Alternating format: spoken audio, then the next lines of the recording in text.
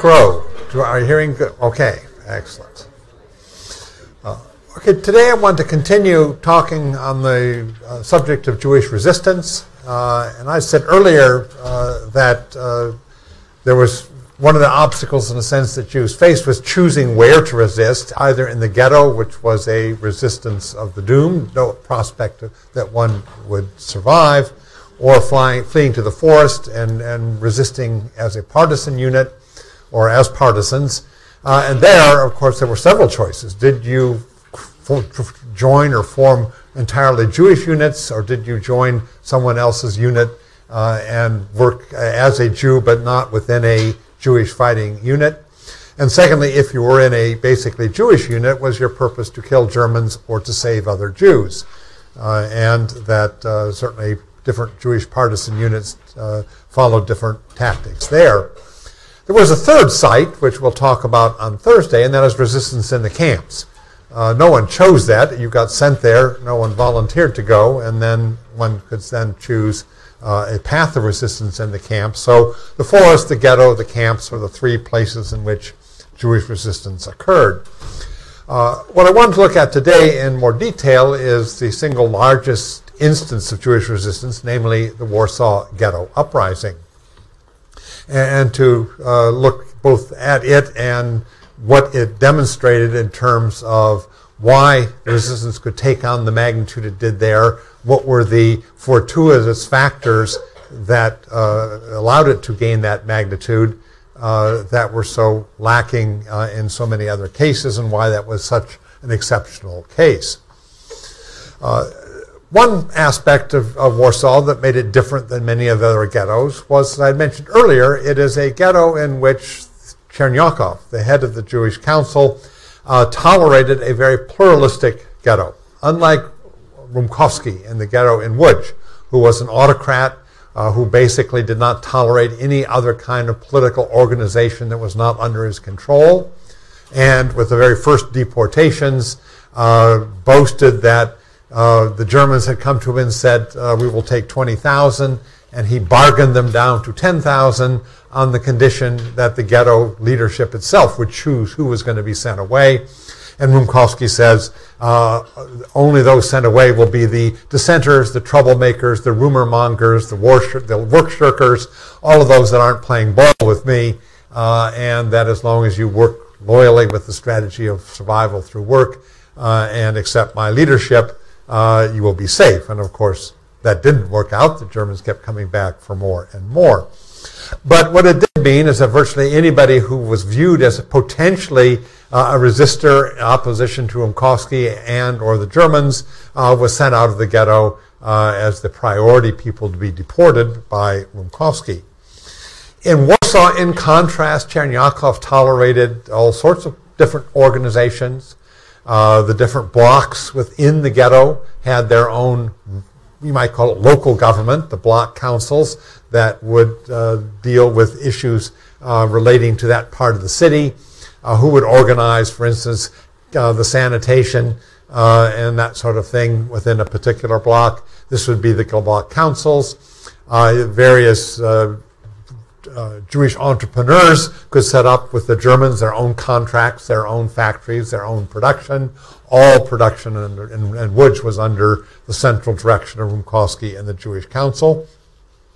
And it turns out, most importantly, that youth groups were basically allowed to continue their activities. And so various Zionist youth groups in particular, both on the right and the left, remained intact for the most part, initially at least, were both engaged in what we would call activities of social welfare, running soup kitchens and that sort of thing, in activities of their own camaraderie, just keeping their group together, providing social networking for themselves, and also, more than others, collecting information. Jewish women from the youth groups acted as couriers, particularly those that did not look Jewish in appearance and who couldn't be exposed by checking for circumcision. Men could not act as couriers safely. Would go from Warsaw to other areas that the Jewish youth groups knew more than others what was going on in the Soviet territories, where, of course, the killing began much earlier, and in other ghettos in Poland. So this was a case, unlike the beleaguered and overworked Jewish councils, where systematic collection of information was realized to be important to try to figure out what the future was and what was happening in other parts of Europe in order to figure out what these groups should be doing. These groups also put out their own newspapers, spread sort of the word among themselves. And interestingly enough, the Germans weren't concerned about political activity within the ghetto. They were anxious that the ghettos complied economically, that they fit into the German economic plan, but they simply had no concern for, no worry for organized political activity within the ghetto, apparently considered resistance so remote as a possibility that there was no attempt to sort of figure out what these groups were doing. The Jewish councils were more worried that these youth would bring down the wrath of the Germans on them and caution them to be, to not be overt about what they were doing, and often urge them to not publish their newspapers that might stir up trouble and might come to the attention of the Germans. But the Germans, for the most part, simply ignored them, viewed them as totally inconsequential. In fact, didn't know about them, much less ignore them. They weren't even on their radar screen.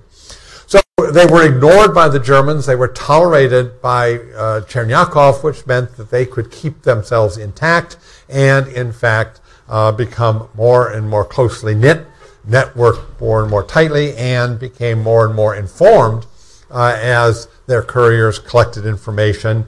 They knew in the fall of 1941 about the large-scale massacres in Russia, but that still seemed to be what happened in the war zone. It didn't foretell what would happen in the ghettos and the other parts of Europe. Then, starting in the spring of 42, information began to leak out. First, a few escapees from Helmno, the first death camp that opened in December 41 at the city outside of Łódź. But most importantly, the onset of ghetto liquidation in the general government, the attack on the Lublin ghetto, which began in mid-March and then spread to other cities as one Jewish ghetto after another would be subjected to vast reduction, tens of thousands of people taken away on trains and then never heard again. People sent to follow the trains report, and gradually the news of the fact that these went to places like Belzec or Sobibor, where tens of thousands of people went in and no one ever came out, even though they were small camps, left the conclusion that these, in fact, were places where people were killed. So the youth groups, by the summer of 1942 in Warsaw, have connected the dots. They realize that ghetto liquidation is underway throughout the general government, and that the result of that, in fact, is almost certainly the mass death of those that are sent away. So that when the Germans come to Warsaw in late July of 1942, Warsaw being by far the largest ghetto in Europe, and certainly the largest ghetto in Poland, and in the last week of July, make the demand upon the Jewish Council to fulfill the quota at the assembly point each day, the so-called Umschlagplatz, and that the deportations, the reduction of the ghetto population is to begin. This is when Chernyakov, when he can't get the children spared, realized himself that he has reached a line that he won't cross and commit suicide. It's also the point now as the Jewish youth groups in Warsaw have to decide what they're going to do. And they, like Abba Kovner a year earlier in Kovno, decide that they must resist. And they decide, in fact, to follow three tracks, none of which initially succeeds. The first is that they will put up posters, they will write graffiti on the walls, warning people, don't go to the assembly point, Treblinka equals death, do not let yourself be rounded up, hide, evade, whatever, don't get yourself deported, don't believe the Germans when they say that is relocation for work elsewhere. An attempt to spread the word. But that does not stop the deportations, and many people still clung to the hope, as you'll see in the Thomas Blatt book, the everlasting hope that somehow this will not be your fate, even if it is for others, that there still is a way out. The second thing they attempt to do is to assassinate the leader of the Jewish police. They wound him but don't kill him. This is the beginning, we might say, of a kind of civil war within the Jewish community between the authorities that are complying with the Germans, and in order to have resistance against the Germans, first you have to have resistance against the collaborators, the compliers, the Jewish authority that rules the ghetto, and their attempt to assassinate the head of the Jewish police fails, and the Jewish police are not deterred. They continue to work with the Germans. The third is they try to collect weapons. This is extremely difficult. They buy a few weapons on the black market, smuggle them into the ghetto, and then in early September, when they have to shift their very small cache of weapons from one place to another because they know the Germans are about to carry out a block search in that region, the weapons are intercepted and captured, and all the collection that they have done over the first weeks simply goes for naught and is lost. So in the summer phase of the liquidation of the Warsaw Ghetto, between late July and mid-September, basically 265,000 people are deported from Warsaw to Treblinka, where they are killed upon arrival. The attempt of the Jewish youth groups to get some sort of resistance going fails in all three policies they attempt to adopt. Both warning to the community, attack upon the Jewish police, collection of weapons. None of it works. At the end, 80% of the ghetto has been taken, and nothing has worked in terms of any kind of resistance against the Germans. There then is a pause. The Germans leave roughly 30,000 legal workers in the ghetto to work at some of the more crucial industries. And there are about 25,000 illegals, people who manage to hide, stay in their hunting places, evade capture, that can come out once the deportation action ends. And so the ghetto has about 55,000 people in it in late September when the Treblinka action, the daily deportations of Treblinka, come to an end. There has been no effective resistance, but there are still 55,000 Jews in the ghetto. And now for the resistance, what was very vital, a pause. A chance now to recoup and to begin to do more methodically what they couldn't do successfully during the crisis of the mass deportations themselves, and prepare for a uprising, a ghetto resistance that later will in fact be successful when the Germans come back. So this pause, this period in which they can now come out, in a sense, from their hiding places, can now operate and begin to work to make up, in a sense, to carry out policies in a less unfettered way, or a less fettered way, is what is absolutely crucial. So now the collection of weapons begins again, painfully, expensively. Smuggling in, buying weapons on the black market, smuggling them in is, again, let's say, a very difficult thing. And most of what they can get are pistols. This is not going to be terribly effective against a highly armed ghetto clearing force, but at least in some ways we'll see is going to be crucial. The second thing they do is basically challenge the Jewish council and Jewish police for control of the ghetto. Until they take over the ghetto, depose the existing Jewish authorities imposed by the Germans, and take internal control themselves, you cannot organize a resistance that is going to be truly effective. And so the challenge to the Jewish police and to the Jewish council now is going to be much more effective after the deportations come to a halt. They need to raise money. How are you going to buy weapons? And they begin to carry out a series of what they call expropriations. Euphemistically, this means they are going to families, wealthy smugglers, and people who ran Jewish businesses, and basically say pay up and hold them up and collect money forcibly. They tax the wealthy in the ghetto and collect money at gunpoint in order to finance the collection of weapons, to finance the resistance. And then finally, they must get rid of the informers. And so there is a small selective wave of assassinations in which people who they view as agents of the Germans that would betray the ghetto, that would betray the resistance, are simply taken out. About a dozen or so people who were fairly notorious as being agents of the Germans are killed by the resistance over the fall and early spring of 1942-43, because the resistance can't afford to have someone ratting out and warning the Germans of what is taking place.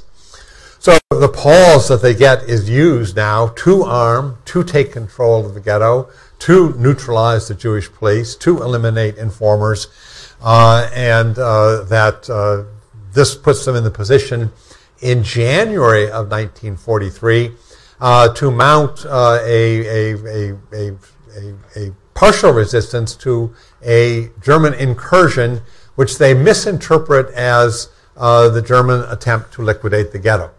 But they are determined, after the first big deportations end, and there is a pause, that the next time the Germans come to the ghetto, they will resist. This time they will be prepared. This time they will resist. That they are not going to fall into the German trap of incremental reduction. That last sentence we heard, of course, from the famous Rumkowski speech: if we only give them the children, then all will be peaceful and normal again. That is the constant game the Germans play, and they are determined that they will not fall into that trap. That the next time the Germans come, they will fight. And they think the next time the Germans come, it will be aimed at a complete and final liquidation of the ghetto. There's still the 55,000 there, and it's not illogical that the next German attack would in fact be that. Ironically, that is not the case. Himmler comes to Warsaw, orders 10,000 people to be taken out of the ghetto, another partial action. The resistance is taken by surprise. Nobody knew this was coming in mid-January. But the reaction is to sound the alarm, and Jewish fighters accompany people being rounded up on the way to the Umschlagplatz, and then on signal jump out and shoot at the German guards, who had no idea that this was coming, and they then tell people to scatter, run, and hide. And the Germans, to their surprise, are totally surprised. After a few days, the action comes to an end with only half the number that they had set. They take about 5,000 people out of the ghetto. But once German ghetto clearers realize that there are armed Jews in the ghetto, they now have a certain hesitance. You don't just stroll into buildings and search, because if you walk into a closed door, into a dark room, who knows whether somebody is there that's going to shoot you. So what had been a kind of picnic in terms of roundups for the Germans now becomes something that requires caution and a bit more preparation. And this partial action to take 10,000 out of the ghetto comes to an end after 4 or 5 days, and the Germans withdraw. For the people in the ghetto who assumed this was the final attack, this looks like a huge victory, that in fact resistance has driven off the Germans and saved the ghetto. So for the 55,000 people in the ghetto, this is now a dramatic confirmation that the ghetto fighters are their hope, their only hope. And to what degree people were wavering, uncertain about what was going to happen, are now fully behind the ghetto resistance. It's important to understand, one, that the ghetto resistance was both very small and divided. You have, in fact, 2 resistance groups in the ghetto. The ZOB were a collection of left-wing Jewish Zionist youth, and they added to them people who, if the political parties like the Jewish Socialists, the Bund, and others wanted to come in, they would take them in, but only under command of the head of the ZOB. And then there was the right-wing Zionists who would not accept subordination to the left-wing Zionists and thus had their own parallel group, the ZZW, is the right-wing Zionists. If one looks at Israeli politics, the Israeli Labor Party and the kibbutz movement came out of the left-wing Zionists. Likud and now Netanyahu come out of the right-wing Zionists. Those are the two inheritors of these two wings of the Zionist movement that we can see operating separately in Warsaw and very different in their political orientation even today. In any case, there are about 500 armed fighters in the ZZW, about 250 armed fighters, in the ZOB, about 250 armed fighters in the ZZW, and probably another 250 people in what were called wildcat groups, ones that armed and organized themselves. So there may have been 1,000 young people in the ghetto armed and part of some kind of organized units of resistance. And you have, as I say, another 54,000 people who are not part of the armed resistance, but are now behind it. And to be behind it means that now they are willing to, in a sense, take part in and prepare and follow coordination in the resistance. And after the Germans withdraw in January of 43, what begins in the ghetto and will transpire from there until mid-April, when the Germans return, is a frantic period of bunker building and hiding place building. The ghetto will have all sorts of underground bunkers constructed, often connected by tunnels. You will have rooftop pathways as well, so people can basically move across the rooftops from building to building, all preparing, in a sense, the places in which people will hide and the posts in which people will fight when the Germans return. And, of course, everybody knows at some point the Germans are going to return.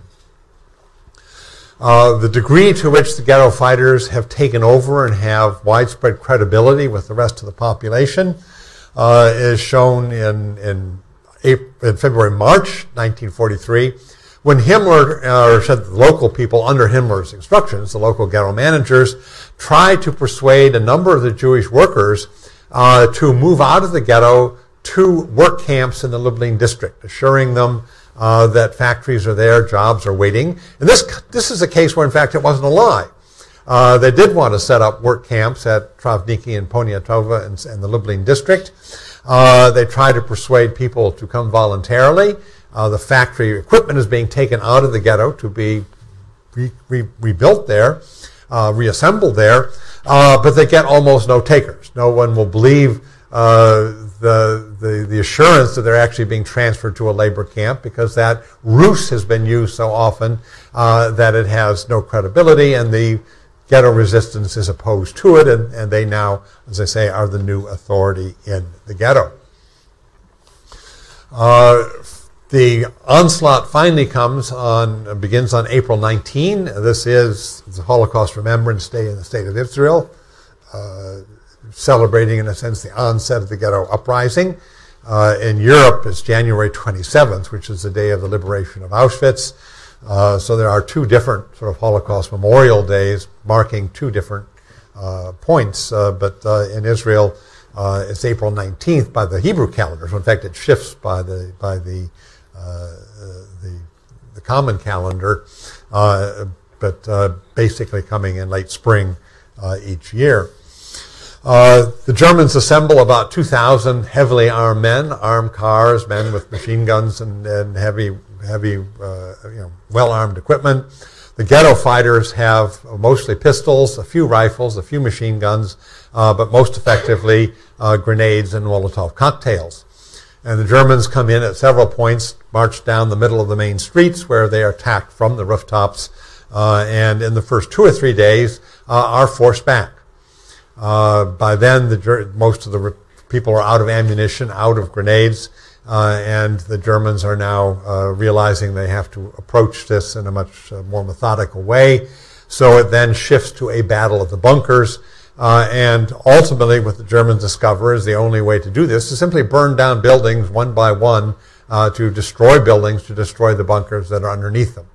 So the ghetto over the next month is going to be turned into a simply vast demolition in which building after building is destroyed, and in the process the bunkers underneath are destroyed, or the people in them are suffocated by the building on fire. But it takes a month until the Germans themselves declare that resistance is over. We know from police reports, in fact, resistance continues even after that. But it does go on into late May, and at that point it becomes very sporadic, and individual hideouts continue. But basically, the organized resistance is at an end. A few of the resistance fighters are able to escape through the sewers, but for most it had been from the beginning an understanding this wasn't a rearguard action to allow people to escape, that they were there to fight, and that they intentionally did not have backup plans and escape routes, because they did not see that as part of what this was all about. So it was to be, above all, a symbol of a fight to the death, and that's what it was for the vast majority.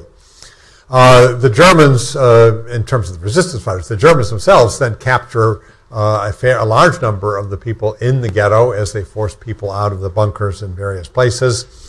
About 7,000 are sent to Treblinka and killed immediately. About 7,000 die in the fighting. The bulk of the people are sent to the labor camps that they wouldn't go to voluntarily, and they will be killed there 6 months later. And if you remember, in Ordinary Men, the last big action of Reserve Police Battalion 101 is to go down to the labor camps in the Lublin district, first by Donich, and then they go to Poniatowa, where 43,000 people are shot in 2 days. This is the liquidation of the labor camps in that area. Many of those people were people who had been taken from Warsaw in May of 1943 and sent down there, are then murdered in November, just a brief 5 months later. So the ghetto resistance then does come to an end, but it was by far the largest and most prolonged resistance by Jews during the war, and one that had an electrifying effect on Jews themselves. So the word of this spreads very rapidly. If you haven't read yet in the Thomas Blatt book, in Izbica in southern Lublin, they hear very quickly of the ghetto resistance very shortly before they're taken to Sobibor, and word of this spreads very rapidly around. For the Germans, this is an inconvenience. It's a bit of an embarrassment. It didn't require large numbers of troops. About 2,000 heavily armed men are sent to the task. They suffer relatively few casualties. One estimate is 85 Germans were killed. Other estimates are even lower than that. So it isn't as if they inflicted great damage on the Germans. But they certainly now worry the Germans about the prospects that resistance can spread elsewhere. One of the ironic effects of the Warsaw resistance is that it doesn't slow the final solution, it speeds it up. Himmler's response is large collections of Jews in ghettos and camps are now a security risk, and to neutralize that security risk, ghettos and labor camps have to be not liquidated incrementally, but in planned military-scale operations, liquidated in single total operations, because if you have any partial liquidations, this will give warning and time for resistance to take place. So that following the Warsaw Ghetto Uprising over the summer and fall, certainly from the Lublin district in general government and east into labor camps on Soviet territory, there is a systematic liquidation of labor camps in military-like type operations. Forces are mobilized, brought in from the outsides, surround the camps in their entirety, and in a single operation will kill everyone. There's a phrase that comes from one German document, which was called liquidation through labor. Vernichtung durch Arbeit was the German term. This is not what the Germans are doing. They are not working people to death.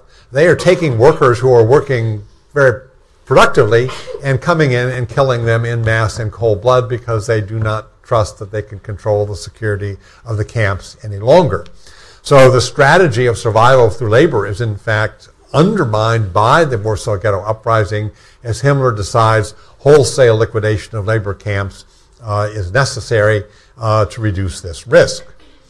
That fear on his part is then accelerated by the uprisings in two of the death camps, Treblinka in early August of 1943, and then in Sobibor, which you will read about in the Thomas Blatt book, in October of 1943, this then confirms in Himmler the notion that these are huge security risks and that concentrations of Jews everywhere, even those that are working profitably, have to be eliminated in these quasi-military operations where overwhelming force is brought in for a total liquidation operation.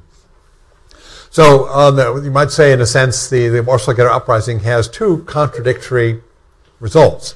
Exhilaration and pride among Jews who see this finally as striking back at the enemy, and the security paranoia on the part of Himmler, who then, in fact, accelerates the liquidation of camps because he does not want to see a repetition of this and is determined then to wipe out large numbers of camps before they would have been liquidated otherwise.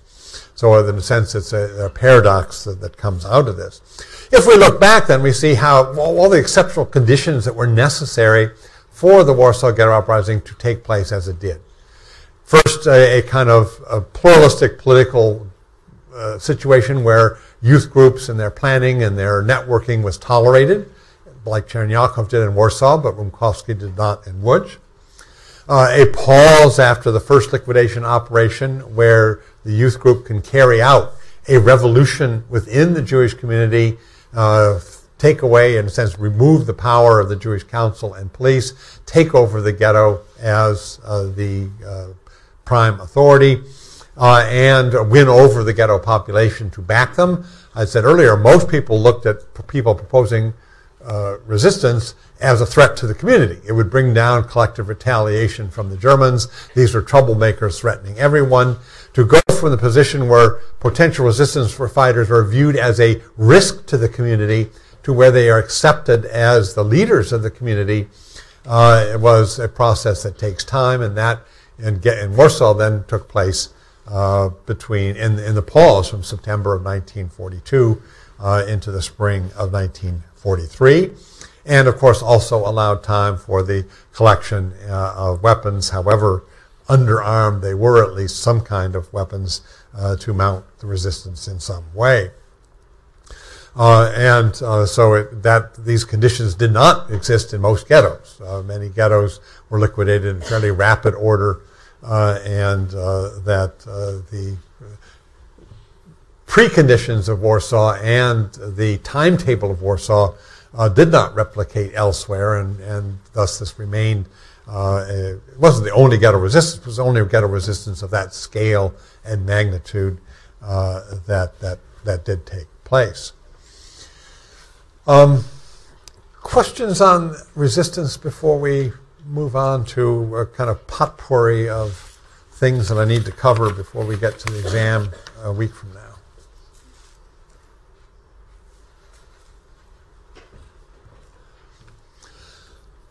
Okay, what I'm going to do now is in a sense, it's going to be a series of odds and ends, you might say, that we're trying to tie things up with. The first of which is I wanted to return to the issue of gender analysis. We've talked about this at the end of the last unit with Marian Kaplan and her look at German Jewry, particularly German Jewish family life, and the role of German women and how that changed, and the different impact of German policies on Jewish women as opposed to men, and particularly how that policy both had an age slant and a gender slant, so that the majority of Jews still in Germany, when the emigrations closed, are going to be older people and female, and that was the result of both German policy, but also of Jewish response. Once we get into Eastern Europe, German policy continues to differentiate, to impact gender in different ways. We had seen when the Germans, when ghettoization takes place, that men are often thrust into the position, of course, of the Jewish police and the Jewish councils. Women are assumed to be utterly subsidiary. It is in the youth groups where women are allowed to play a major role. That is one area where they do have a prospect of participation.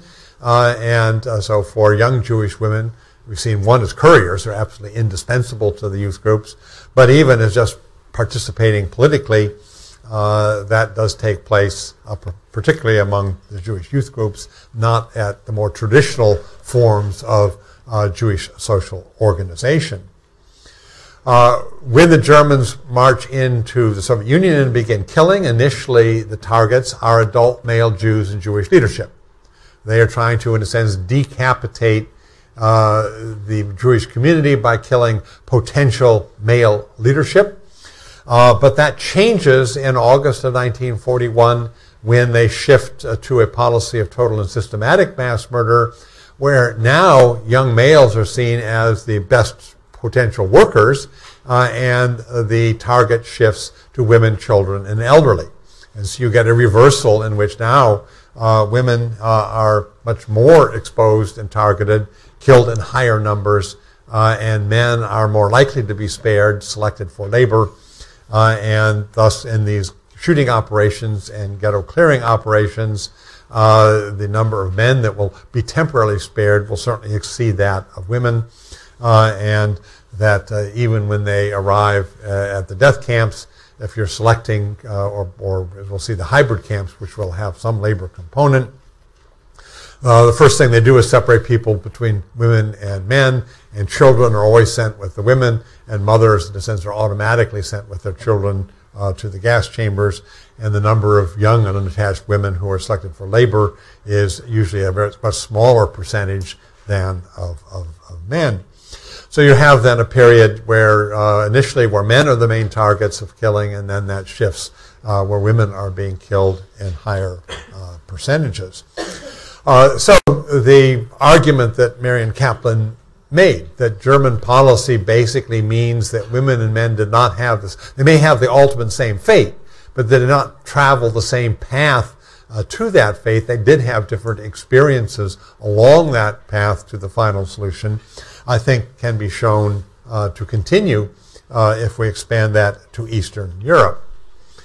And that aside from a few still holdouts who think that using gender analysis is somehow hijacking the, quote, feminist agenda for political purposes, most Holocaust historians think this has been a very acceptable, fruitful, and positive addition to our knowledge, that using gender as a category of looking at impact of Nazi policy has helped us to understand the experience of the victims better in a more differentiated and broader way.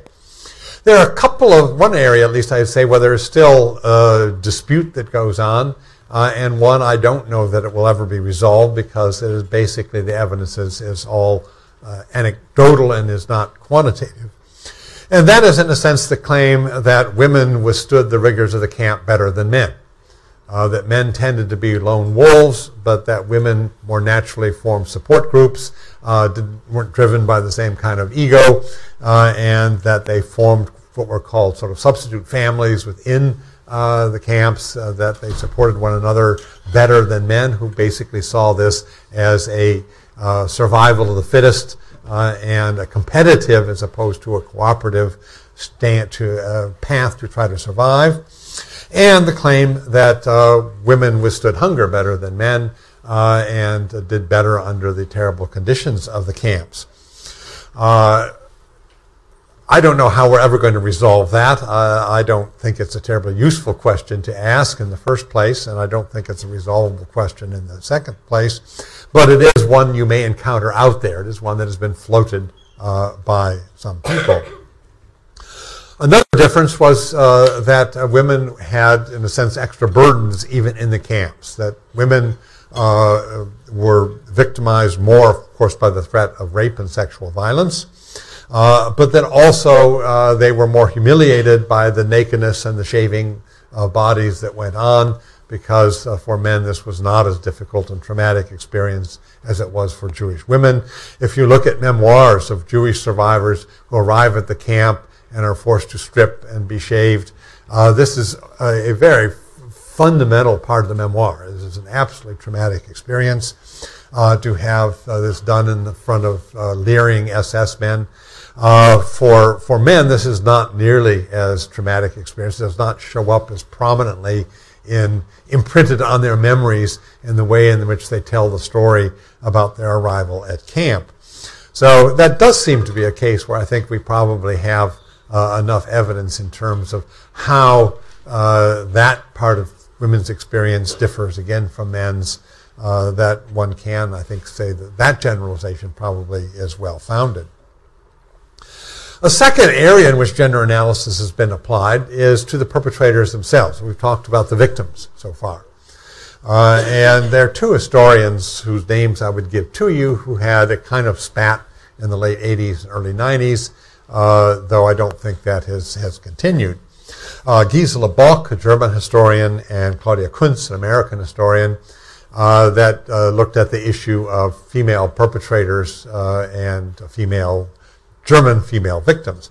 Gisela Bock wrote a very important book on sterilization. And certainly one of the first laws the Nazis passed in 1933 is a law authorizing forced and coerced sterilization. That people who are judged as being the carriers of undesirable physical traits can be basically against their will taken and sterilized. And the procedures safeguarding this are very null. I mean, you have a small panel of doctors that makes this ruling. And over the course of the Third Reich, probably about 400,000 people were forcibly sterilized against their will. More of them women than men, but men were subjected to this as well, because they were trying to, in a sense, cleanse the Aryan race of blemishes that would be passed on by people who had undesired physical traits, various hereditary diseases, and alcoholism was viewed also as a hereditary disease, and things of that nature. And so Gisela Bock basically argued that the Nazi regime was a very misogynist regime, and among its victims were women in general. It was a sexist, misogynist regime, and so that we should view German women as in their totality, in a sense, as victims of Nazism. Claudia Kunz said, whoa, stop, let's back up, this is too broad, that they also, in many ways, should be seen as perpetrators. And certainly if we look back in terms of women in response to the Nazi movement and to Nazism as a movement trying to reestablish male hierarchy, I think we can see several things. First of all, the women's movement, feminist movement, comes to Germany really starting before World War I, but gains its most important achievement when women's suffrage comes to Germany with the Weimar Republic. Women are now empowered to vote. Women can now get into higher education, law school, med school, and that sort of thing. And women can run as delegates to sit in the Reichstag and so ever. So the 1920s seems to be a period of female emancipation and great progress for women and women's rights in Germany.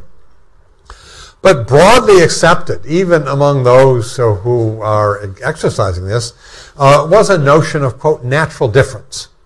That women had the right to go to higher education, to be in the professions and whatever, but still accepting the notion that there are intrinsic differences between women and men, so that if you went to med school and became a doctor, women should become pediatricians. Not bone surgeons and brain surgeons. That would be macho stuff for men. But pediatricians and family doctors, that was the realm suited for women's natural difference. If they went into law, certainly women shouldn't become criminal lawyers, but they could become family lawyers and deal with divorce and children's custody and the kinds of things that it would be, quote, natural for women's aptitude to equip them to deal with. So when the Nazis come along and take this notion of natural difference and want to basically reinsert a gender hierarchy and say that in the natural order of things, women have their special roles, children in keeping the home. Kinder and Kuchen was the phrase, and that they should basically keep a nice home supportive of men and have as many children to provide cannon fodder for the Fuhrer as possible. But they really don't belong in politics. This did not was not as sharp a break, you might say, with a social consensus that accepted a notion of natural difference that we might have thought it would have had. In all likelihood, as best we can tell, women voted for the right wing in German politics to a higher percentage than men. This would be quite different, say, in the United States now, where there a gender difference between people voting Republican and Democrat is one of the most robust predictors in terms of a difference of percentages along with higher education now that we have. In Germany, that was just the opposite. Women tended to vote more for the right wing than men, even though the right wing did not let them serve in parliament or hold positions into anything like the degree that the left wing did. Insofar as there are women delegates in the Reichstag, they're almost all in the Socialist or Communist Party. Once the Nazis come in, they do organize women into their own organizations. The Hitler Youth was for men, but then they had a women's scout group as well, and a women's group as well, so that, again, women were to be not excluded, but to have their different separate organization, separate and unequal, I guess would be the best way to classify this. For Claudia Kunz, the most important notion in all of this was the degree to which women provided the normalization and the family and home support that enabled people to carry out atrocities with less psychic burden, less psychic cost than otherwise. And that behind every Nazi killer, there was somebody making a comfortable home life for them to come home to in order to cope with all of that. And so archetypally, this is, of course, Rudolf Höss, commandant at Auschwitz, who had his house basically within the camp limits, brought his wife and family there, and himself talked about how after work, after watching a few thousand people being gassed to death, he could go home to a nice family environment and relax and find the kind of recharging of batteries that would enable them to go on and go back and gas a few more thousand people the next day. So Claudia Kunz saw this as a form of perpetration. That women were not victims, they were perpetrators. They were enabling and enforcing and supporting and normalizing criminality that allowed it to be continued. So there was this dispute then between Gisela Bock, who said women are victims of the regime, and Claudia Kunz saying, well, no, in many ways they are also supporters of the regime and co-perpetrators in the way in which they enable this to happen.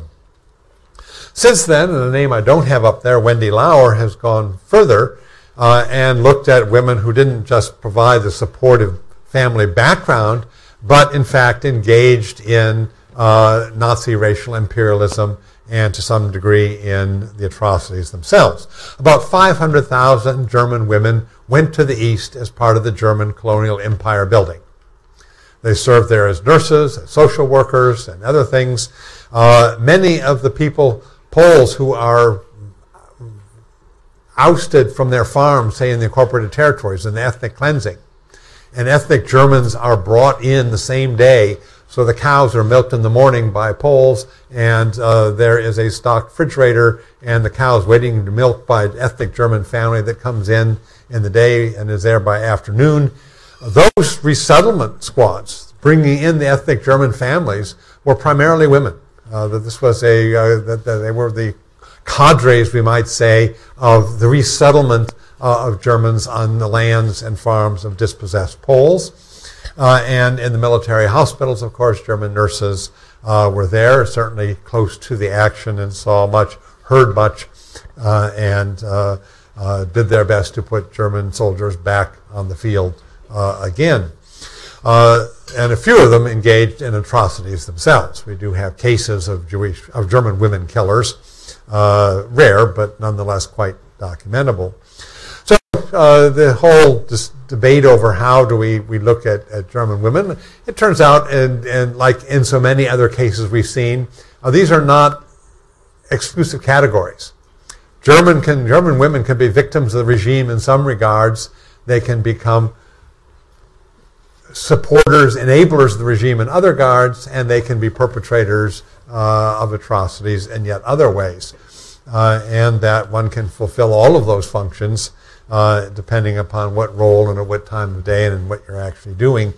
As I say, those are not essentialist exclusive categories, but rather descriptions of various functions, all of which the same person can perform. Just as we have seen, Poles can be victims of the Nazis in many ways, but in some ways be co-perpetrators against Jewish victims. And that being a perpetrator and a victim at the same time is something that is possible, simply looking at different functions and different aspects of a single human being's behavior. Well, let me turn from that, which I think I wanted to at least say a little bit about, to look now at what we might call the other victims. That is, we've talked primarily about Nazi Jewish policy and the Nazi assault upon German and then European Jews. But I had mentioned earlier that certainly in terms of the attempt to explain Nazi mass murder solely in terms of anti-Semitic motivation, that did not cope with the fact that many of the killers weren't Germans and many of the victims were not Jews. That the Nazis are going to have large numbers of victims that are going to be murdered that have nothing to do with anti-Semitism and the Jewish question, and often the killers are the very same people, so that clearly anti-Semitism cannot be an exclusive motivation, even if it is one among many. Let's look then at some of these. We had seen that the Nazi regime begins a policy of coerced sterilization. Starts in the summer of 1933. And as I said, this was to remove from the German gene pool inheritable characteristics that they found as a kind of threat to their image of the Aryans as the super race, the superior race, and that not only then should Germany be protected against the racial threat from without, which was, of course, Jews and Slavs and others, but from the racial threat from within, defective genes within the German gene pool that should be eliminated, and the first way to do this was through euthanasia. Through sterilization. The second way to do that, which begins in 1939, is what I call the T4 program, what some people have euphemistically called euthanasia, but as I mentioned, I think that is a difficult, problematic expropriation of the term euthanasia. Euthanasia before has applied to a request for mercy death for people who are both terminally ill and suffering greatly, who want to be put out of their suffering. There was nothing voluntary about this on the part of the Nazis. It was the government that decided who among the mentally and physically handicapped was considered to be too incurable, too great a burden in terms of long-term care that should be eliminated as a convenience to the regime that had nothing to do with anything on the part of the choice of the victim. So it was simply a program of mass murder by the regime in which they decided which mentally and physically handicapped people were, as their phrase put it, life not worth living. And that they then sent those to one of the 6 euthanasia institutes where they were killed by poison gas. Poison gas being first used on Germans, only second then shifted to the death camps to be used on Jews. So the T4 program in the end probably took 200 to 250,000 lives of Germans killed by other Germans, some of those by poison gas. Then after that became too well known, and Hitler calls an end to the centralized T4 program in the latter part of the war, from 1941 to 45. The killing of mentally and physically handicapped continued, particularly among newborns, in child units of hospitals, where children born suspected to be, quote, defective, are sent off to special wings where they usually are over-medicated and killed by poison, poisoned by medication. And this continues up to the end of the war. And we know in some hospitals continued even after the surrender until authorities realized it was still going on. So you have killing of mentally and physically handicapped German children in German hospitals even after the Germans surrender, simply because the hospital staff continued to do what they had been doing before, until finally somebody said this cannot continue, and that would be brought to a halt in late May. So mentally and physically handicapped, a very prime group that are victimized by the Nazis. Another group were called the Asocials. And the Asocials were anybody classified as again, kind of having behavior that was so nonconformist that it was viewed as damaging the image that the Nazis wanted to create. So again, alcoholics, the so-called work-shy, people who didn't hold steady jobs, and what in the United States in the 30s were called the bums or vagabonds that traveled about but didn't hold steady jobs. And another group, homosexuals, were all considered as not sufficiently complying with and conforming to Nazi models of ideal behavior. And they were different groups, a collection of different groups, but the global term for this was asocial. They behaved in an asocial way that was not acceptable to society, and in the mid-30s on, increasingly subjected to various kinds of punishment. In terms of homosexuality, this fell mainly on males in terms of punishment of gay men in Germany. And this didn't start from scratch. There was, of course, legislation on the books in most European countries that discriminated against gay men. And this was already there, paragraph 175 in the German Criminal Code. But it had not been enforced much, and indeed in the Weimar period of the 1920s was a period in which, particularly in the big cities, in Berlin above all, gay life came above ground, and there was a period of kind of gay liberation that took place, at least in Berlin and some of the other cities. And for many in Germany, this became symbolic of what they considered the degeneration and the collapse of public morals that was associated with Weimar democracy. So when the Nazis come in, they begin to play upon this notion. We are restoring decency. We are reversing degeneration. We are making Germany wholesome and healthy again, and doing away with public, easy, basic behavior by gay men then had to go increasingly underground.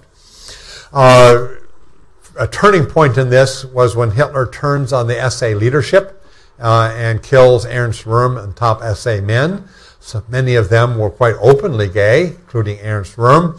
And it was Ernst Röhm's number one enemy, the man who provided the firing squads to do this, Heinrich Himmler, who was an absolute homophobe, that now took this to make it into much more draconic policy.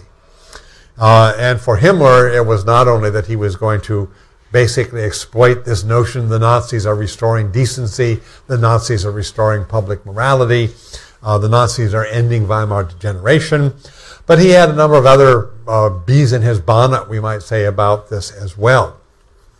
One of these is that for him, Nazism was a demographic battle. Race war is a battle of births. And after World War I, Germany had a deficit of men. The number of men killed in World War I much greater than female casualties because, of course, unlike World War II, the greatest number of casualties in World War I was at the front. And that therefore you had too many unmarried German women, and any German male who withheld his reproductive capacity from the German folk was committing race treason.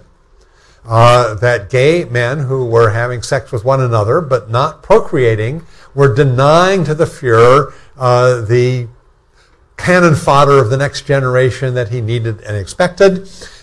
They were harming the folk by not spreading their seed and growing the population, so that gay men were inimical to the biological battle of birth that the Nazis saw themselves waging. Beyond that, he also felt that gay men would have a double loyalty. They would have their own cliques, their own groups. They could not be loyal to Nazism and be loyal to their sexual cohort. And so he didn't trust them, that they couldn't be considered loyal. And finally, much of the SS was based upon male camaraderie and male bonding. From the Hitler Youth to the Hitler, SS units and whatever. This was all built upon very intense male bonding. And for Himmler, the great fear was that the essential male bonding to make these units work would spill into the catastrophe of going from homoerotic to homosexual. And to police that, then, you had to have very draconic deterrents. So, in fact, people who suffered the most were SS men caught out as turning out to be gay, and they had then committed the double sin of being gay and having been doing this within the SS that threatened the wholesomeness and the purity of the needed male bonding of party and SS units.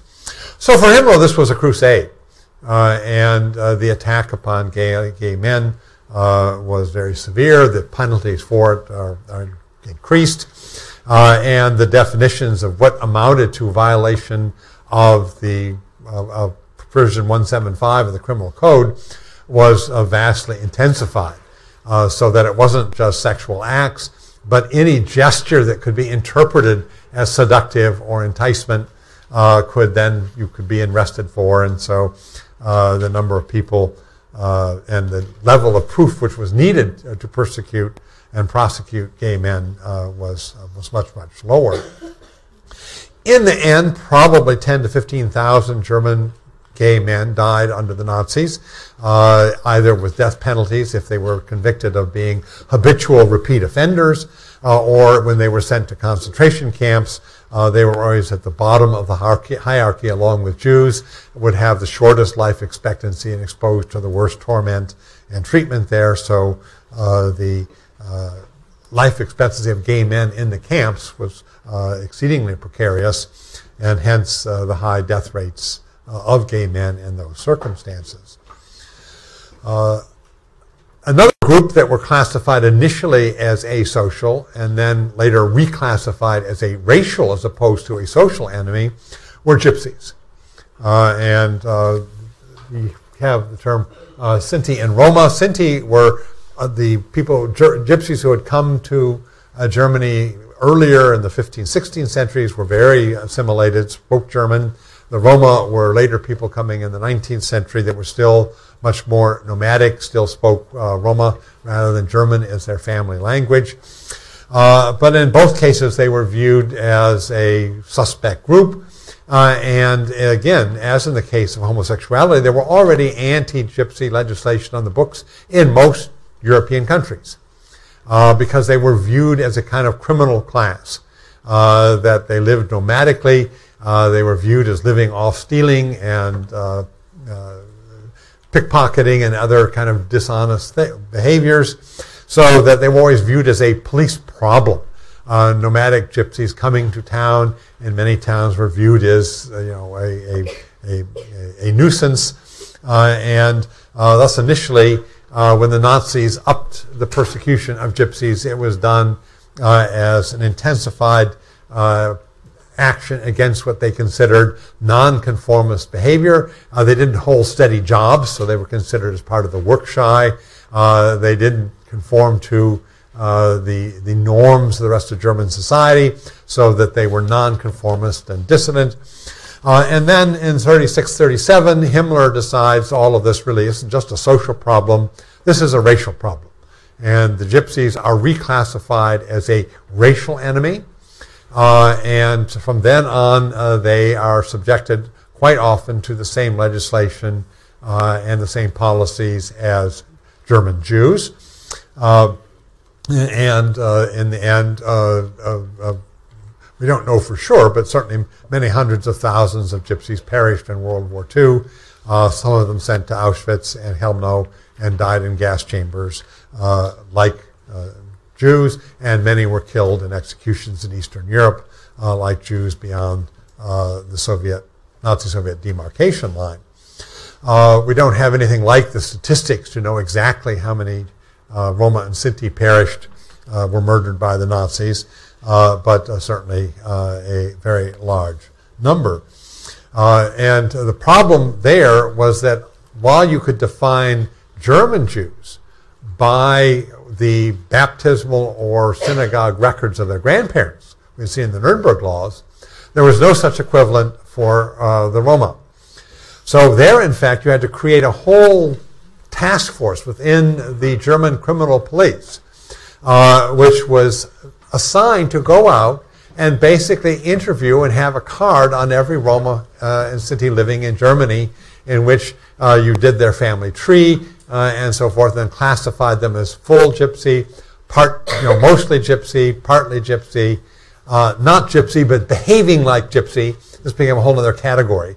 You may not have gypsy blood, but somehow you've gotten involved with them, and you had gypsy-like behavior, and that each of these people had a card. You had to have this done individual by individual, which, given that we're talking about tens of thousands, was still possible in Germany, and this was done, in fact, by the German criminal police as a way of identifying, knowing who the Roma and Sinti were, and who then would later be subject to the anti-gypsy laws that were passed.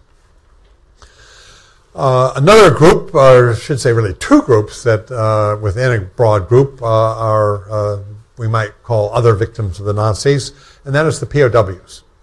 The first group of POWs that were separated out and denied any kind of normal prisoner of war protection were black African soldiers in the French army in the summer of 1940. Normally, Germany had signed the Geneva Convention, and for the most part, with captured British, American, French soldiers, they abided by that. The first major exception to that were French black colonial troops in the French army, many of whom were simply outright massacred in the summer of 1940. And this was done by the German army as well as the SS, so that the first group then, as I say, to suffer racial extermination as POWs were going to be Africans. And not a large number, but nonetheless into the thousands. Much more significant were the number of Russian POWs that come under German control from 41 to 45. That in the first 9 months of the war, they were subjected to what we had called the hunger plan. They were namely rounded up, put behind barbed wire without shelter or food or medicine, and left to die.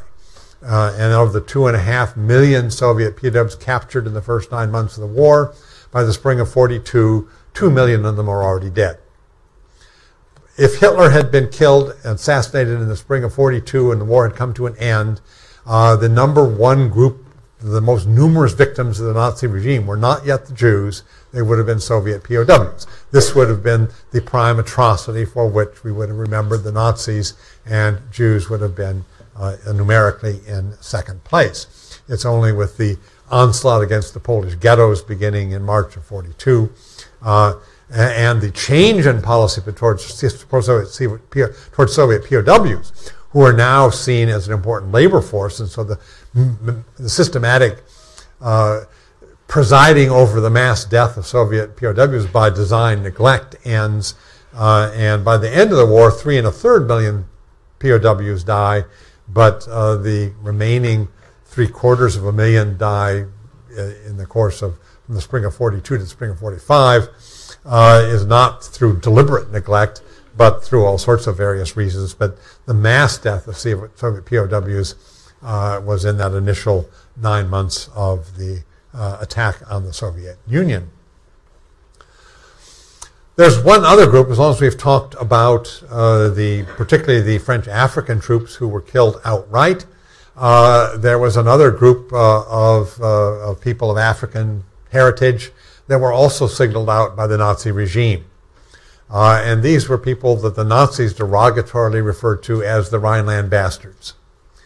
When World War II ended, the French initially had the right to an occupation zone in the Rhineland, the strip of territory bordering France that the Versailles Treaty allowed the French to occupy for a certain number of years. And so French army troops were stationed there. Included in the French army troops stationed there were Moroccan and Senegalese troops of the French Imperial Army. And as happens where occupation troops are, there is fraternization. And as a result, there was a small group of Afro-German children conceived and born in the early 20s. For the Nazis, they were referred to as the Rhineland Bastards. They obviously were viewed as total social pariahs. The mothers who had conceived them were viewed as race traitors, had cohabited with, had sex with African troops stationed there. So these people had a very difficult existence in Germany, even before the Nazis come to power. When the Nazis come to power, even more so. But for the Nazis, the key thing was, at what point do these people reach the age where they can procreate? And as they became teenagers, and the prospect was that they might have sex with German women and have another generation of African blood passed on within German bloodstream, the decision was taken in 1935 to subject these people in their entirety to forced sterilization. So there is an operation to round them all up and subject them to forced sterilization so that the cohabitation between Moroccan and Senegalese troops and German women would not have an impact beyond the first generation. They would not allow these Afro-Germans to pass on their African heritage within the German folk another generation, and that was accomplished by total and comprehensive forced sterilization. So there's a number of different groups that are all within the logic of Nazi racism, either as external or internal threats that are subject to mass killing on the one hand, and to some degree, as we've seen initially, mass sterilization as well, that represent the Nazi assault, we might say, on non-Jewish victims in Europe, that the numbers of which reach into the millions as well.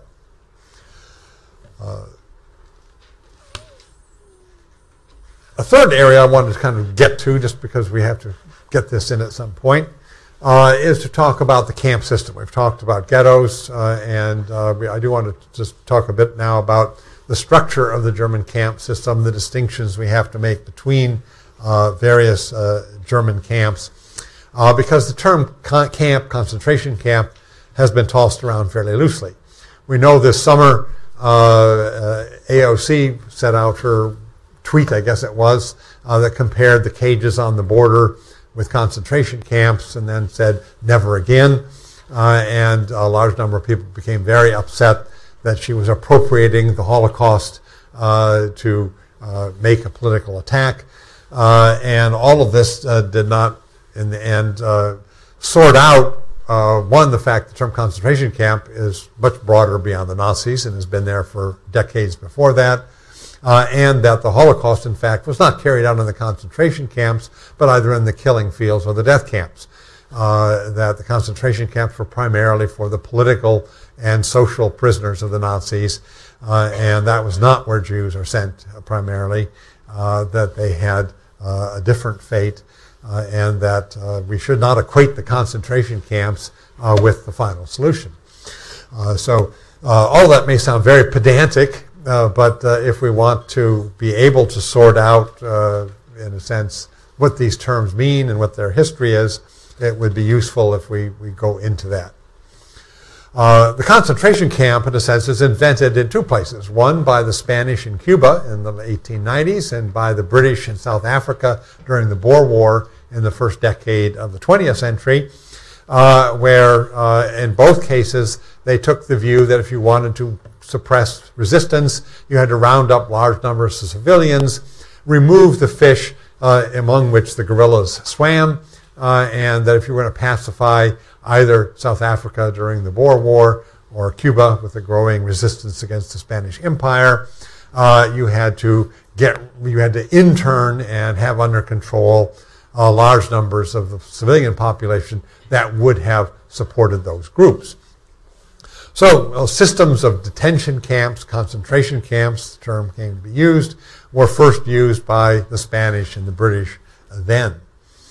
When the Nazis come to power, they take that term, give it its German translation, Konzentrationslager, or the abbreviation in German is KZ. So sometimes you will see the term KZ, and this is what it's referring to. Its origins come in the very first months of the Germans coming to power. When Hitler was appointed chancellor, at first there's a series of wildcat camps that are simply used. Often these are rented warehouses or garages where the SA will drag off enemies of the regime, their political opponents, torture, often kill them. A part of the terror of the first days of the regime when the SA are deputized as deputy police, and you have the perversion of the legal revolution where people committing mass crimes do so with a police armband on their sleeve, and that the terror of Hitler's political opponents begins in the attempt to neutralize them, both through terror on the one hand and the forbidding of free speech, free press, free assembly that we had talked about earlier on the other hand. To regularize these wildcat camps, to bring order to a totally chaotic, uncontrollable situation, Himmler, who is initially chief of the Bavarian police, chief of police in one particular state, opens a concentration camp that will become the model, and that is Dachau. Dachau is opened in the spring of 1933 in a suburb of the city, the suburb of Munich, which is Dachau, and takes on that name. So it is the Dachau Konzentrationslager, as its official designation. This was not secret. One of the most impressive things about going to Dachau now, which is a memorial, because most of the victims there were Germans, and very early after the war it became a memorial to German victims of National Socialism, is the museum. And the first exhibit you see when you come in is the replication of the front page of the main newspaper in Munich announcing the opening of the concentration camp at Dachau. These were supposed to be a deterrent. It was intended the population knew about these camps, knew what would happen to you if you were pointed out as and prominent as an opponent to the regime. Part of the terror of the camp was to so scare people that they wouldn't behave in a way that might get them sent there. So there's nothing secret about Dachau. Its opening was announced at the very beginning, and the camps in the 1930s are basically spun as kind of boot camps, re-education camps, where asocials and political opponents who aren't behaving well are sent to be re-educated and to return to society.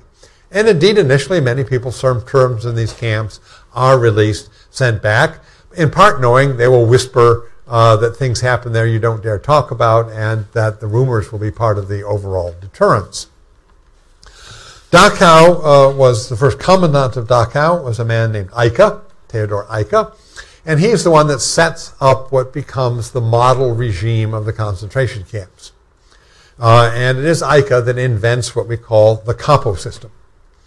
The capo system was the way in which you could use some prisoners to control other prisoners.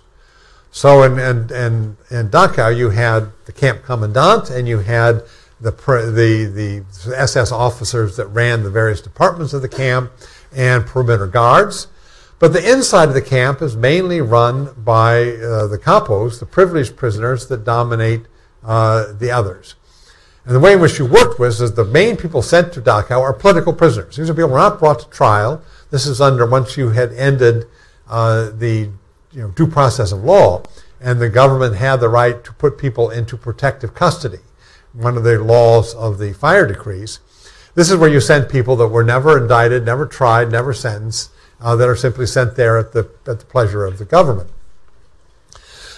Inside there, most of the men are political prisoners, later the Asocials, but running the inside of the camp are hardened criminals. You take people out of the normal German prisons. So these are hardcore people who have been convicted of murder and rape and other violent crimes, who are then put into a new situation where if they brutalize and control the political prisoners, they will enjoy privileges. They have their own private room at the end of the barrack in which all the other prisoners sleep on bunks. And as long as they keep their prisoners in control, they get to enjoy their new privileges. So the technique of using some prisoners to control other prisoners, of divide and rule, is Eicke's invention, and it comes at the very beginning of the development of the concentration camp system, becomes then a prominent feature of any German form of incarceration thereafter. When they ghettoize Jews in Poland, they're going to create Jewish councils and Jewish police. This is simply replicating within the ghetto what they have already invented and shown, time-tested, we might say, among the concentration camps in which the prisoners are not Jewish, but are communists and socialists and Democrats and anyone else, asocials, that they want to terrorize. Once Dachau proves itself to be the superior model, and once Himmler expands his power, then he sets up concentration camps on the Dachau model in other parts of Germany. And if the first wave of prisoners in the concentration camp system are political prisoners, then the second wave will be the asocials. So you begin to flood the camps with people who are not behaving in the model way that the Nazis want, starting in the mid-30s. And briefly after Kristallnacht, 30,000 male Jews are arrested and put into the camps, held there as hostage until the families get exit visas. It's there as a form of ransom, of extortion. Your husband will be released from the camp once you've gotten your papers to get out. And most of the Jews that spend a brief time in the concentration camps in the fall of 38, early 39, the whole intent is to get them out as quickly as possible by forcing their spouses to find ways to emigrate as quickly as possible. So there's a brief period in which Jews are a significant portion of the camp prisoners in 38, but that is the exception. Most of the time, Jews are not a prominent part of the camp population. They are political prisoners, and then the asocials up until 1939. Once Germany begins conquering foreign territories, then increasingly the number of people who are in the camps are no longer German, that these camps now become the place in which you bring opposition to the German occupation from Poland, from France, from Netherlands, from Denmark, from Belgium, from Norway, or whatever, that the camps become an international collection in terms of prisoners, and you also build camps in those foreign countries. So the concentration camp system is exported. And so Auschwitz becomes founded in the spring of 1940 in Poland in an old army barracks that had formerly been built by the Austrian Habsburgs, when that was part of the Habsburg Empire before 1919. And thus, when you visit Auschwitz, Auschwitz I, you have these brick buildings. Well, the Nazis didn't build brick buildings for these prisoners. They simply took over an old army barracks. When they expand the camp, they expand it with the same ramshackle wood huts that they use elsewhere. But Auschwitz brick buildings and a concentration camp are the exception because they had taken over buildings of a much earlier construction. So the concentration camps are then are both filled with non-German prisoners starting in 1939 and are exported to foreign countries, particularly to Poland, also to France, where you replicate the Dachau model and they become SS KZs, SS Konzentrationslager, on the very model of Dachau. When the Germans then decide they're going to carry out the final solution, a whole new type of camp is invented. And we can call these the killing centers, the extermination camps, the death camps. But these are camps not constructed to hold and contain or detain large numbers of population. These are camps built to process people from life to death as quickly as possible. And this, as we talked about, is really the bringing together of the gassing technology of the euthanasia program, the transport program of ethnic cleansing, and the concentration camp as a model of a secret place, and putting those three together. So you have, beginning with the creation of Helmno and Belzec in the fall of 1941, and then new camps built onto that, a small number of camps that are almost exclusively used to receive Jews, and then several of them receiving Gypsies, Roma, and Sinti as well, the purpose of which is to bring them there to be gassed and then cremated as quickly as possible. So Helmno is the first of these camps, as I said, one that was equipped with gas vans, not stationary gas chambers. It is the camp to which people from the incorporated territory they are going to be taken, most of the ghetto of Łódź, but also other towns in that central band of what had been the Polish corridor. In the Lublin district, the first of these will be the camp at Belzec, right on the border of the Lublin district and what had been Soviet territory in 1939 to 1941 beyond, where the first testing of stationary gas chambers is formed.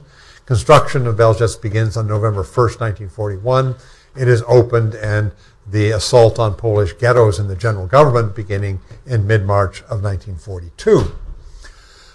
Very quickly, it is shown to be workable, but its capacity much too small. So Belzec is closed temporarily in May of 1942 and vastly expanded in terms of its gas chamber capacity. And two other camps in the Lublin district are built as well, one at Sobibor and one at Treblinka. And so you have three camps that are constructed in the Lublin district, and these three camps compose what was known as Operation Reinhardt. That is, they're all run by the same staff, organized in the same way, and to receive transports from all over the general government. So very seldom do they receive transports from other parts of Europe. Some Dutch transports are sent to Sobibor. A few international transports are sent to Treblinka. But overwhelmingly, these three camps are for the emptying of the ghettos in the general government and the liquidation of Polish Jewry. And Operation Reinhardt is the name given to the staff and to the operation that runs these three camps in common. So commandants will shift from one camp to another of these. As I say, they're very small. They're all three located in very small towns in Poland, in the boondocks, we might say, but connected by rail spurs to main rail lines, so that the trains emptying the Polish ghettos basically have a fairly short run. They can run on a shuttle from Warsaw to Treblinka, from Lublin or Lemberg or Lvov to Belzec, or some of those sorts of things. And they are the camps built to the closest to the greatest concentration of victims, namely the ghettos of the general government. We then have two hybrid camps that combine all of these functions. Auschwitz, as I said, Auschwitz I was a concentration camp mainly for Polish resistance and Polish opposition. They then constructed about 3 kilometers away Auschwitz II, which is called also Birkenau, and that becomes Auschwitz II. It is going to be constructed from scratch, so you don't have brick buildings and concrete buildings there. And that is where the gas chambers are going to be constructed as a death camp. So Birkenau is going to have two components. It's going to have a death camp function and a labor camp function. So when transports are brought in from other parts of Europe, they arrive at the ramp, and then a selection takes place, and people capable of labor are sent into the camp, and people who are deemed not capable of labor are sent directly to the gas chambers.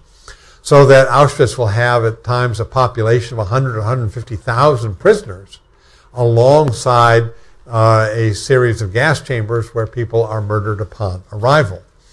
That's very different than Treblinka, Sobibor, and Belzec, which are teeny little camps with no more prisoners than are required to make the camp function, that is to sort the luggage of incoming Jews and to empty and cremate the bodies from the gas chambers. They have no labor component other than the killing operation. Auschwitz will have large numbers of economic activities going on inside the camp, and then increasingly have a series of satellite camps as the German Fortune 500 companies come and build factories around Auschwitz in order to come into to Birkenau and to rent labor from the SS and take them back to their own camps. The largest of those is going to be Auschwitz III, also called Buna or Monowitz, and that is going to be the big camp that is supposed to be a camp for synthetic rubber. That is, obviously Germany can't import rubber from Malaya or elsewhere during the war, and so they have to use synthetic rubber, and they use the Buna process. So that's one reason why it was called Buna. They also call it Monowitz because that's where the camp was built. And then, as I say, about 35 other camps are going to surround Auschwitz where major German corporations build their own camps and rent slaves from Birkenau in order to carry on their economic activities. So Auschwitz is going to be a huge industrial complex. 3 camps, a basically Polish camp, Auschwitz I, a basically Jewish camp, Birkenau, and then a whole series of factory camps. Auschwitz III is the biggest, but then at least 35 other camps as satellite camps as well. Majdanek is built on the same model, but much smaller. Majdanek is basically on the outskirts of Lublin. Like Dachau, it's a suburb of Lublin. Started as a concentration camp for Polish prisoners. Eventually will have a Jewish camp added to it and a gas chamber constructed there, though nothing on the scale of the others. More Jewish prisoners will die in Majdanek because they're executed during the Ernstfest massacre in the fall of 1943 than they die in the gas chambers. But Majdanek, nonetheless, is a camp that was a hybrid camp. That was a labor camp, gas chamber camp, and concentration camp all in one. And to say right on the outskirts of Lublin. When they carry out the massacre, the Fall Harvest Massacre in Lublin, people could stand on the tops of apartment buildings at a fair distance and look down and watch. And they had music trucks to have loud blaring of music to drown out the sound of the gunfire. And then when they basically cremated the thousands of bodies that had been shot, Lublin is basically covered in ash for a week as they had to burn 20,000 bodies. The whole city is basically drenched in the ashes of this open pit burning. So Majdanek was nothing secret. I mean, this is basically a concentration camp, labor camp, and death camp built on the edge of one of the major cities of Poland, unlike Treblinka, Sobibor, Belzec, which were out in very isolated areas. But all of those camps we refer to often as death camps, so as to say 2 of them have major labor components as well. And one reason why we have large numbers of survivors from Auschwitz, but not from Treblinka, Sobibor, or Belzec, is because they had a labor camp. People were sent there, and that they had a narrow path to survival through labor that people in Belzec, Sobibor, Treblinka did not have. Survivors from those three camps survived because they escaped or because they survived in the outbreaks at Treblinka and Sobibor, one of the rare ones being Thomas Blatt, whose account you should have finished by Thursday when we will try to discuss that. Another term that comes up is the forced labor camp, and these really are of two sorts. The SS itself had its own forced labor camps where it would set up its own businesses or invite German corporations to come in to set up its own businesses, and Jewish and non-Jewish labor would work in these camps. And these were, if the KZ, the KZ is the initial you'll see for the concentration camp. The forced labor camp was the Zwangsarbeitslager, or the ZAL. If you remember in Ordinary Men, they go from Majdanek on November 3rd to Poniatova on November 4th and kill all the Jewish workforce in Poniatova the second day. Poniatova was simply a pure work camp, and it was called it was classified as the ZAL. They had brought German factories into that, held their own Jewish labor, rented their Jewish labor to the industrialists, and had production going on in the camps there. And so the SS ran its own industrial enterprises and its own slave labor markets, we might say, in the forced labor camps, which are distinct from the concentration camps. This is not where they sent political prisoners. This is where they had camps for forced labor. In Poland, mostly Jewish labor, but not exclusively. In this region, all of these labor camps, as I mentioned earlier, are wiped out in 2 days, on November 3rd, November 4th, when Himmler, phobic after the Sobibor camp breakout, decides all the labor camps in the Lublin district must be liquidated, carries out the great Fall Harvest Massacre. 101 is one of the units mobilized for this paramilitary operation to come down to Majdanek to kill all the Jews there on one day, kill all the Jews in Poniatova the next day. This is the liquidation of these camps in a systematic way. So most of the forced labor camps from the Lublin district to the east and the remnant ghettos like Warsaw, Białystok, and whatever from Warsaw east are basically all gone by the fall of 1943. Thereafter, to the west, you still have labor camps and remnant ghettos, but virtually all of that has been ended further east. Yes? Yeah, was there any conflict within Nazi leadership having to do with the loss of the economic output of those camps? Oh, absolutely. There is a conflict over this, and Himmler prevails in the areas closer to the front. When he tries to move that beyond the Lublin district to the east, to the Łódź ghetto, to these factory camps at Auschwitz and at Płaszów, and say Schindler's camp, which is the satellite factory camp of Płaszów, he can't do it. And so those camps last until 1944. Yes, there is this conflict over this, and Himmler gets half a loaf. From Lublin district east, he prevails, and those camps are exterminated. From the Radom district west, he does not succeed, and those camps survive. And Schindler's Amalia factory is an example of that. It won't be evacuated until 1944. And to other camps in Poland, he gets them sent to Czechoslovakia. He does get them sent to factories in Czechoslovakia where most of the Schindler Jews do survive. Most of the ones evacuated go on the death marches and do not survive, but that is another story.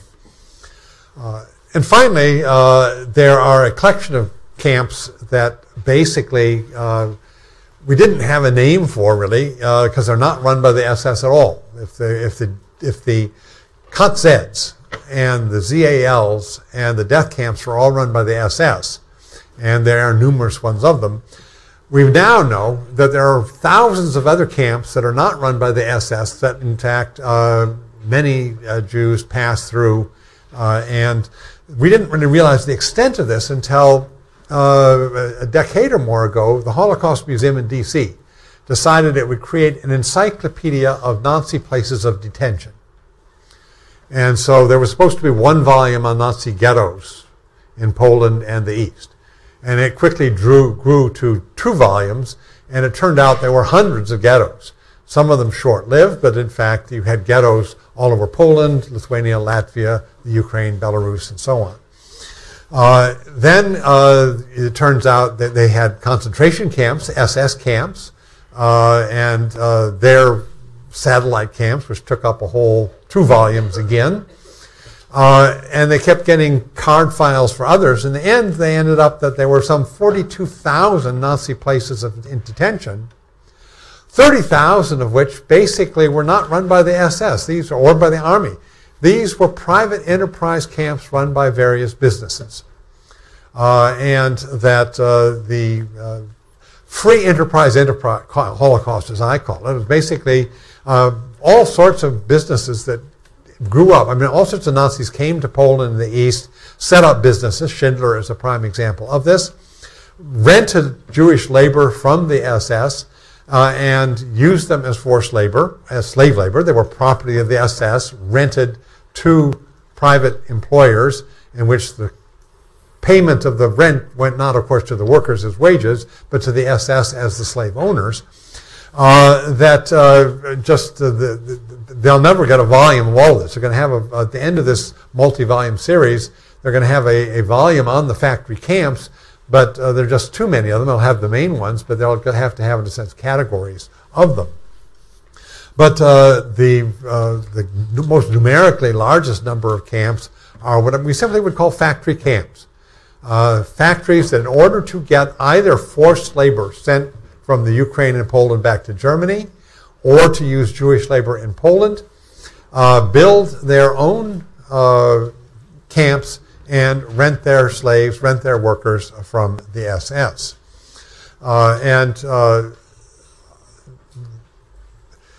Numerically, then these are the largest number, and indeed almost any survivor account, not any, but many of them, they pass through some form of this.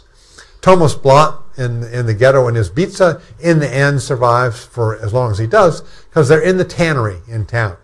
The only place they can survive is workers in the tannery, living there until that's the last place in Izbica that is going to be liquidated, and is one small example of what was an absolutely larger phenomenon. To get to that issue that was just raised, what was the condition, we might say, for allowing these camps?